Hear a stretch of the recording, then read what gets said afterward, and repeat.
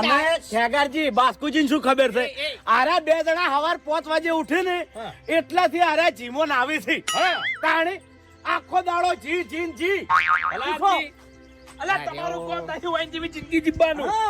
વાત કરો છો તમે ખાલી વાતો જ કરો છો. પાણી થઈ ગયું પાણી હા ગરમ કરો. ગરમ કરો એમ બાપુજી દેતવા હળગાવજો. એટલે પણ દેતવા હોય કણ તો હળગાવાનો છે અરે આ ગેસ ની વાત છે.